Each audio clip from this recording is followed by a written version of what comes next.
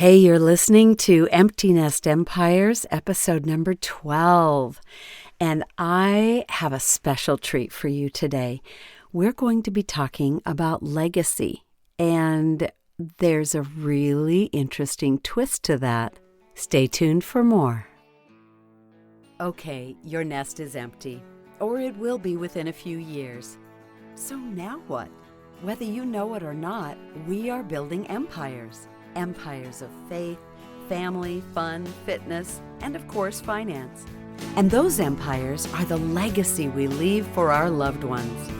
I'm Tammy Romani, an empty nester mom, grandma, and entrepreneur with a vision for ever greater things in the years ahead. It's never too late, and there is no limit to what we can do. I'm so happy you're here. Now let's get to building. So last weekend, I had the opportunity to go to my friend Melea Brock's house for kind of a book signing, a launch party, a reading, if you will, of her new book that has been released for this Christmas season called The Green Velvet Christmas Dress. And I decided right then that we needed to do an interview this week. So I asked her if she would do that, if I could come to her home with my microphone and my laptop, and if we could do a Facebook Live where we then use the audio for this podcast. And to my delight, she said yes. So before I share that interview with you, I want to read just a few sentences that are found on the inside of the front book cover. And it gives a real good indication for you of the heart behind this book. What if our life's legacy was narrowed down to a piece of cloth with a few embroidered lines left behind for others to find? What would you read about my story? And what would I read about yours? The Green Velvet Christmas Dress is the story of a handmade dress that passes through the lives and hands of more than 6 different women, each living her story generations from one another. Woven into this storytelling is the appealing hope of Christmas that welcomes all of us to anticipate, reflect, and remember. Step inside to find your place in the story of the Green Velvet Christmas Dress. We will get into more details about how I know Melea, how we met, and the years that we've known each other, but I'm just going to read a little bit of an intro from the back cover of her book now. For more than 30 years, Melea J. Brock has been writing and telling stories for the child inside of all of us under the banner of Right Side Up Stories for upside-down people. She's written and produced numerous books, audios, and plays, and has been featured in magazines and on radio. The success of the play, The Green Velvet Christmas Dress, spurred Melea to write the book. Her hope is to never stray far from reading aloud, the oral voice that she's known for as a storyteller. There's something wonderful that happens when we read to one another. Anything can happen in those short moments of the telling of a story together. Anything. I invite you now to eavesdrop on our conversation. Picture it, if you will. Melea and I are sitting with our cup of tea, and we are at her kitchen table. The Green Velvet Christmas Dress and a lovely quilt is behind us. And I will say that if you want to see the visual of those 2 items, go check out my Facebook page, Tammy Romani, and there is a live broadcast of this very interview there. But I hope you enjoy our conversation, and I hope you will buy the Green Velvet Christmas Dress. My guest today is Melea J. Brock, and Melea is an author and a brilliant storyteller. She's a playwright. She's just a wonderful artist. And a woman. And a woman. And a mom. And a mom. And wife. Yes, all those things. Sister, aunt. Yes. All that.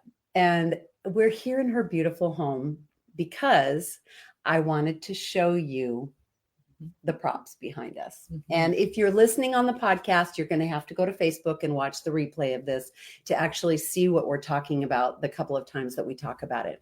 But we're here today specifically because it's the holiday season, and we're talking about her newest book that was just released called The Green Velvet Christmas Dress. I'm so excited. I was here in her home the other night for a reading and just kind of a celebration, I would call it. Book signing and celebration. Formality, a tea. Yeah, yes. And tea. You have to drink tea when you read right. a book that begins in the 1880s. And so I'm just here to talk about this book, how wonderful it is.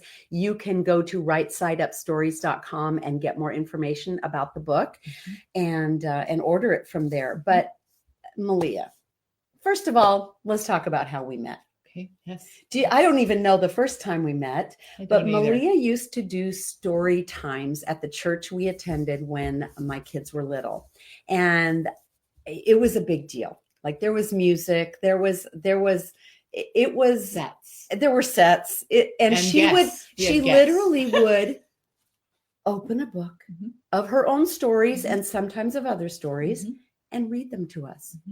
And I used to read to my kids every night. As a matter of fact, one of the reasons I started auditioning for audiobooks is because when my kids were little, you're already doing them. I used to create characters, and they actually applauded one time when I reached the last page and closed it. They both went. I'll tell you, that's a moment as a mom you never forget. No. And so then when I got back into this whole world of voice acting, and I was like, I have to do books. And so I love reading books, and I love reading. But this story in particular, I want to go back to how we met. The funny thing is one book that I remember that I used to read to my kids was a sweet little book called Chrysanthemum. Yes. Do you remember that? Yes, I do. And they said, Mommy, you need to give this book to Melea. And I did. And I think you actually put it in one of your shows. Marilyn Farley, she became Chrysanthemum and I was the storyteller. And she willed it. She kept wilting. It's a darling children's book. Great I have to find that for my grandson. Excellent. He will just love it. But my kids love that book. And so we go way back. Now our kids are grown up adults. We are empty nesters for the most part. And Melea is still doing her craft. So Melea, I want to first read the very first page where I don't know if you could see that on there. You write to the reader and you, instead of saying, "Dear reader," you say, "Dear living story." Okay. That got me right away. Why do you call your reader a living story? Because we are alive, because we are a story living every day. Some of us very on purpose, some of us not so on purpose, hurried, taking our time. We're all living stories and people are reading us all the time. They're watching and observing and taking in who we are. We're having an impact, whether we choose to believe that or not, every single day. So we are a living story and we have a lot to tell and a lot to expose people to simply by just living it out loud and on purpose. More so. That's my big thing, is living it out loud and on purpose as much as possible. Okay. I like that phrase, out loud and on purpose. But this book was born out of a play that you wrote. Yes. Now, can you tell us about how was the origin of this book that first was a play?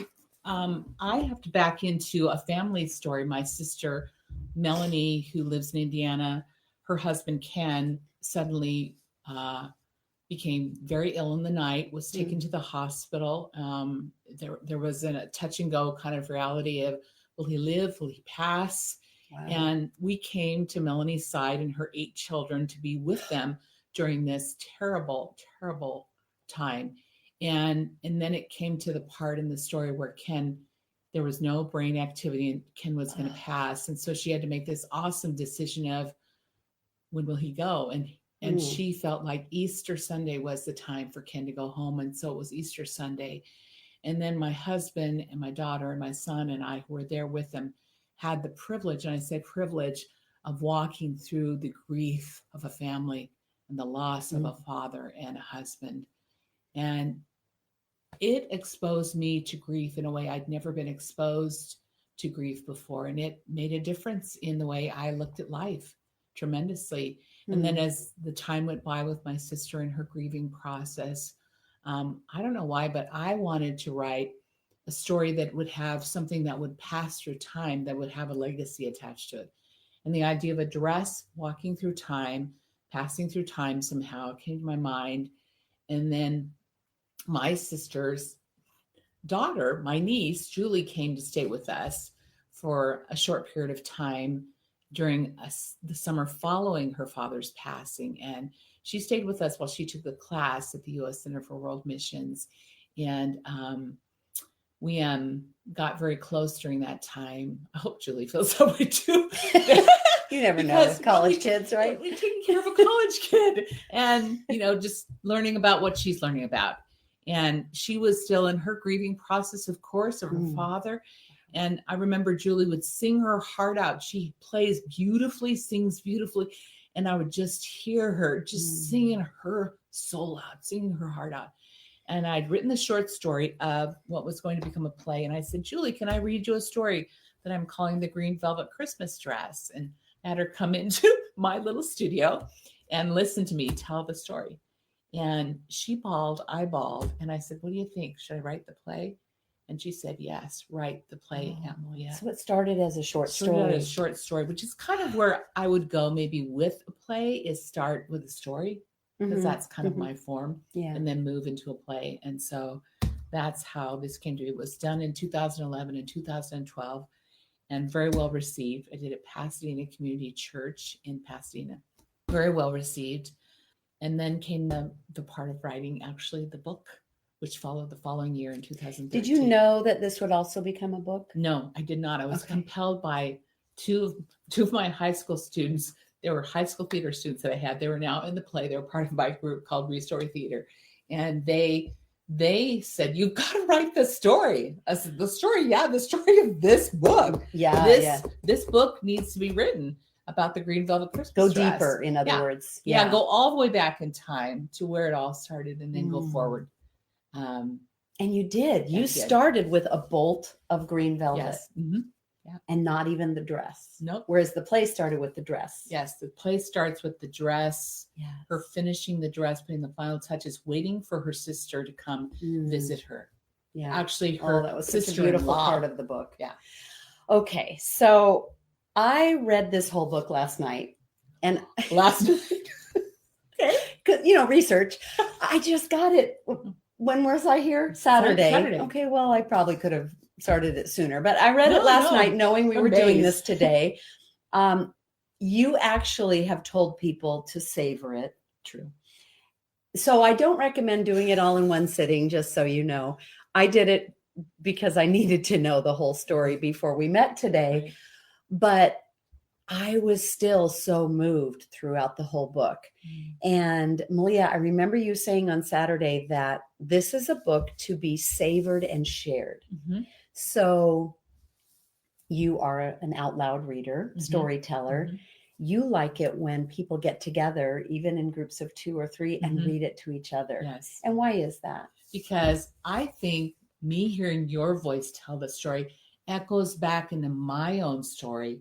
And I'm listening and understanding, and it's being weighed against my story and my own living out what's being heard. And there's something very organic or real about that. Even if we just tell a story from our own lives to each other, there's something. It also harkens back to, I think, that childlike reading group we were all in as little guys learning to read, that we all learn to read, and then reading out loud has a very nostalgic kind of reality. And not enough parents read to their kids. They kind of stop once they're readers. And my whole thing is, don't stop reading to kids. Don't stop reading to them when they get really big, because they don't really mind. I've heard many teenagers say, and college student, I don't mind. In fact, it actually calms down my anxiety if I'm read to. Yeah. Which I think that would explain the huge popularity and rise in audiobooks lately. Yes. Yeah. I mean, So. everyone, we think it's because people are busy and they want to just listen in their car, Right. which, yes, that's a thing. If you Right. have a commute, what better than to be read to Right. Mhm. on your way to wherever you need to go that Mhm. day. But I also think there is something about the human voice that is such a connection. Mhm. I mean, it's part of what my business is built on, Yes. is helping people have that voice that people connect with instead of turn away from. Right. And Right. And it's warm, it's inviting. Yeah. It's like, I know this person. By the time we're Right. into so many Right. chapters in audiobook, I've come to Yeah. know right. the quality of their voice. I love that. I love that.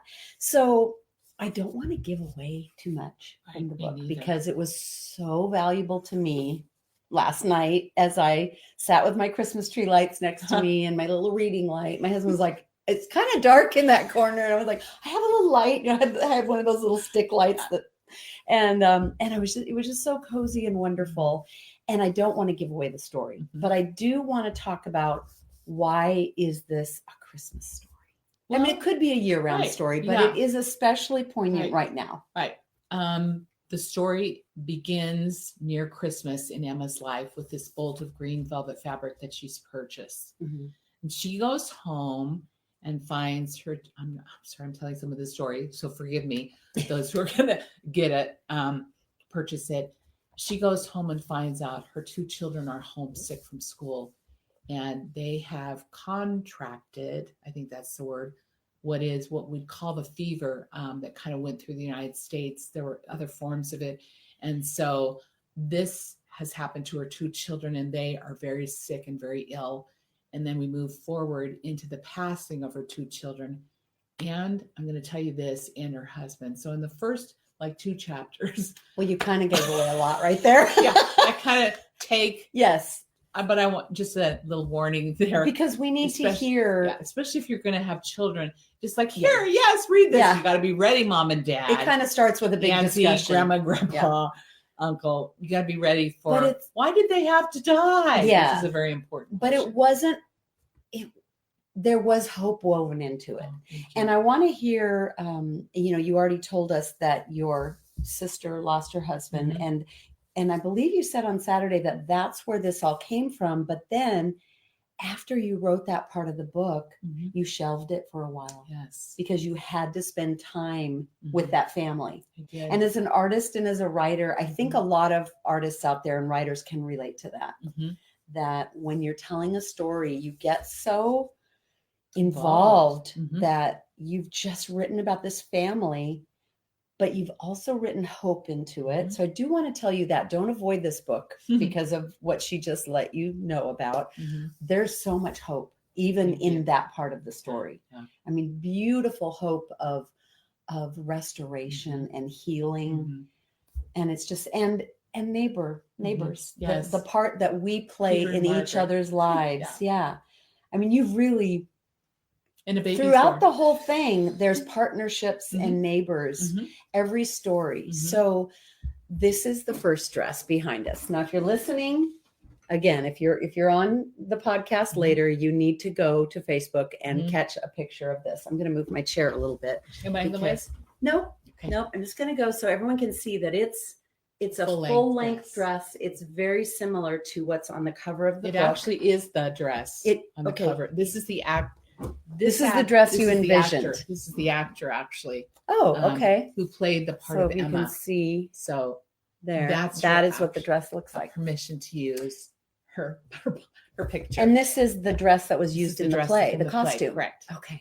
And the hat. It's so amazing that you have that. So amazing that you have that. So let's talk about your story then, woven into it. While you shelved that, you didn't know the other characters. You didn't know where the dress was going from there. To a degree, I knew the story because the play told me the direction I would be heading. Okay. But I was so undone by their passing, by Emma and her husband's passing and her 2 children, that I got stuck in grief because I was missing them too. Wow. And it's a strange thing when a story catches you and holds you. As a writer. Yeah. And I just kind of put it away, and I can't even begin to move forward yet. But I would return to it because writers do that. They return to a story to see, is it time to start again? Is it time now? And I would write a few paragraphs, but I'm not a writer who pushes a story because I find there's a false kind of feel to the storytelling if I push it. So I avoid that as a writer. But then my own story changed. Yeah, I told some tell of us that. about that. I had a stroke in 2015. I didn't know I'd had a stroke, but my right side of my body, my leg, my hip, all the way down to my toe, my toes on my right. I just stepped out of frame. It went numb, and I didn't know what was going on, and nobody could tell me. No chiropractor could give me a solution or an answer. And finally, I went to the hospital and found out I'd had a stroke.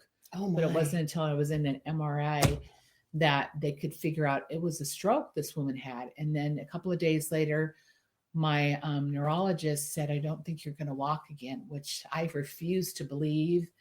I think he thought I was a little nuts, that I was refusing to believe his diagnosis for.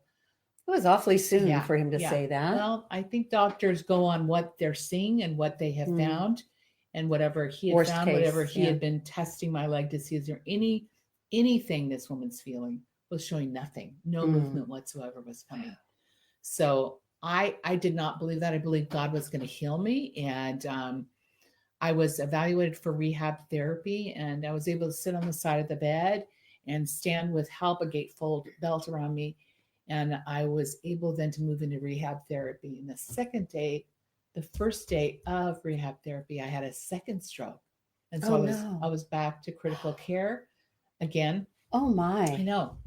Kind of stunning. I don't think I knew that. Wow. And so, and then I was taken back into rehab and started again and learned to walk. And actually my occupational therapist, her name ends up being in the story of Marla Bradshaw, one of the characters, amazing physical therapist and occupational therapist, taught me how to live again and how to walk. And it was a miracle. I kind of saw that woven into your book as well, that experience. Yeah. So people that believe in you help you move forward in things. And that was what compelled me to move forward in writing the rest of the story. Was two of my high school students who said, Mrs. Brock, because I wasn't Mrs. Brock to them anymore, I was Melea, when are you going to finish this story that you started? When are you going to finish writing the Green Velvet Christmas story? Okay, so you're in recovery from 2 strokes. Are you writing then? Are you seeing it? It wasn't until I was home and actually learning to fully walk. I came home in a wheelchair with a walker, and had to then have another therapist come and teach me how to walk, pushing that walker more actively, and then using a cane, 4-pronged cane, and then a single tip cane. And she was relentless. She was one of those physical therapists that was relentless. You will walk before I finish with you, Melea. Yeah. I did. Well, that's what you need. And I did. Yeah. She's excellent. Wow. But those students were the ones who came and had dinner and said, where is the rest of the Green Velvet Christmas dress? So this was shelved while you're going through all this, of course, because you had to focus on that. Yeah. And then you started up again. You got it out. But I love the story about how you had help finishing it. Would you tell us about that? Is that with the dinner? Yeah, the dinner. So these 2 students, or rather students, Val and Vicky, would come every 3 or 4 weeks, and I would be writing the next part of the story, and we would sit and have dinner, and I would tell the next portion to them, and we would laugh and cry. Some of it was very touching, and we would eat dessert and eat good food, and we would just enjoy each other. And I would tell the rest of the story, the next part of the story. And we got all the way to the end of the book, and it was, okay, now publish it, Melea. Now get this published. So, wow. Yeah. So they really pushed you students, and helped you. Yeah. That's those amazing. 2 wonderful, incredible women. So I think for me, a big theme woven through this, there's a couple of things really. One is that an inanimate object can actually be part of your legacy, which I found so interesting. And honestly, you could replace the green velvet dress with a toy your grandfather created, a wooden train or a truck or something he made, or the tradition of baking cookies with your grandchildren. A favorite recipe. A favorite family recipe passed down, passed down, passed down.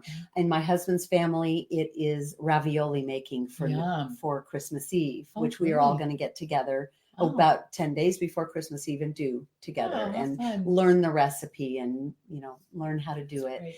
And I think we don't realize in the small things that we plan for our families that we are creating a legacy. Right. And none of these characters, when they refashioned the dress, the green velvet, into a new style that was appropriate for their time period, none of them knew that that dress was going to touch another soul. And yet it did. They saved the lining, though. They saved the lining, which had words that had been embroidered into every piece that's refashioned. There's embroidery that follows to the next article of clothing. And so this keeps getting passed, and our words are a legacy too. We don't often think about it. There are things that are said by you, Tammy, or by me that, that's so Tammy, that's so Melea, but you just said sounds like them that are really part of our legacy too. That our words follow us. So the very first one is Emma, 1880, your first character, and what she embroidered in the lining of the dress is worn on the day to be worn on the day when sorrow is no more. Yeah. Because of her great loss. Right. And you didn't believe she was ever going to wear it again. Right. Emma, the character, does not believe she'll be wearing that dress, but actually her sister-in-law, her husband's sister, is going to come visit her for Christmas, and she decides she's going to step into the goodness of the green velvet and wear the dress for her and just let her see it.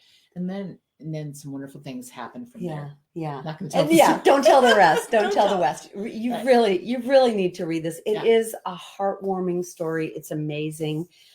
Your journey of writing this is so miraculous, really.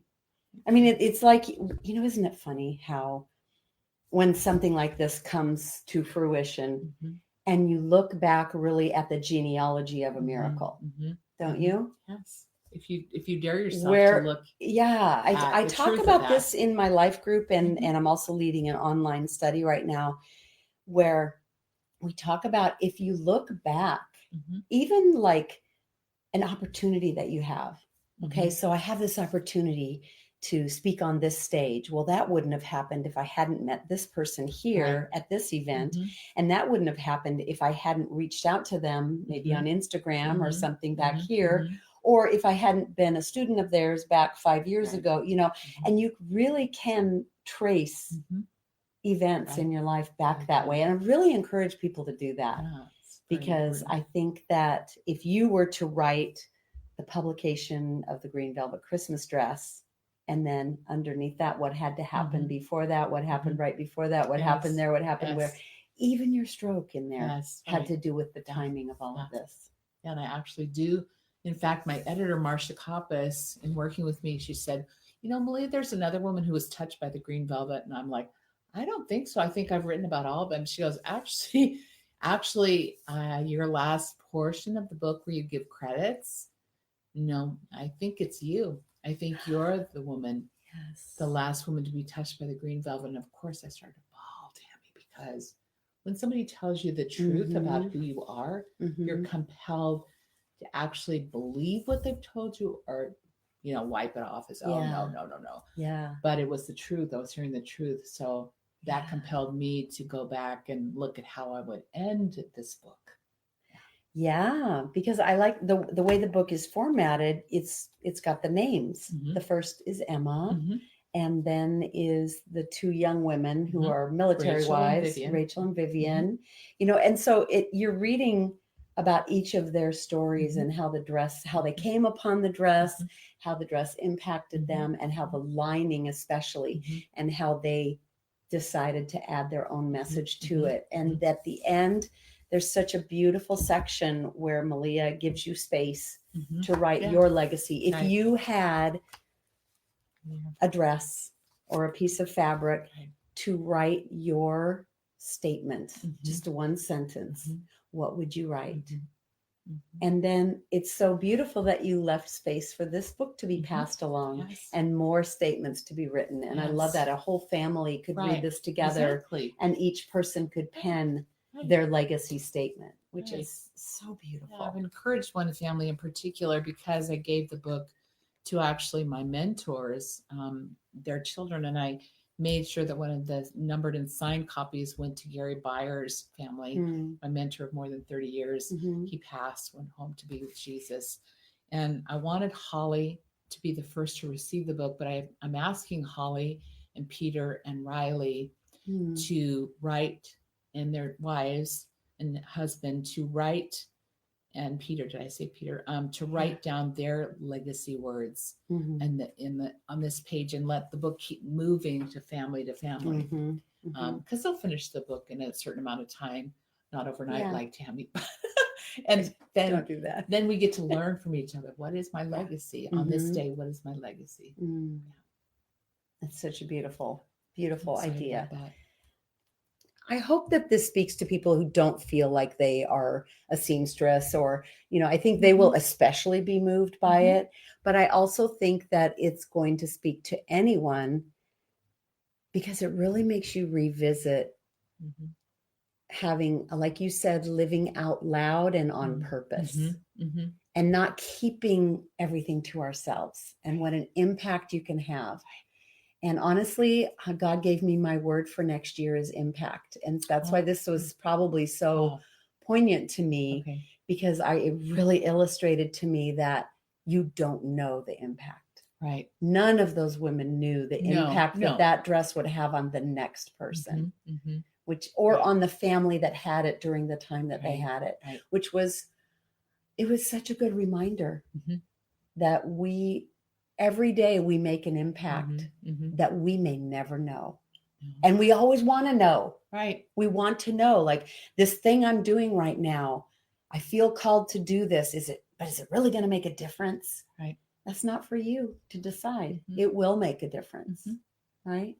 Even reading stories to your children. Right. Huge impact. I heard my daughter tell someone the other day about me reading stories. And how important that was to her, and how that it's just a memory that she has. And I just thought, that is so sweet. Well, you have a grandson, right? Yeah. And you're reading to him? Yeah, we love to read. I have a little granddaughter now too. So books for Christmas. That's right. Books for Christmas. Yeah. Easy one. Yeah. And they're, it's just, it's such a blessing. And I would say that your voice doesn't matter, because your voice is what your family knows. Yes. Your voice is precious to them. I still can hear my mother's voice, and she's been gone 10 years this Christmas.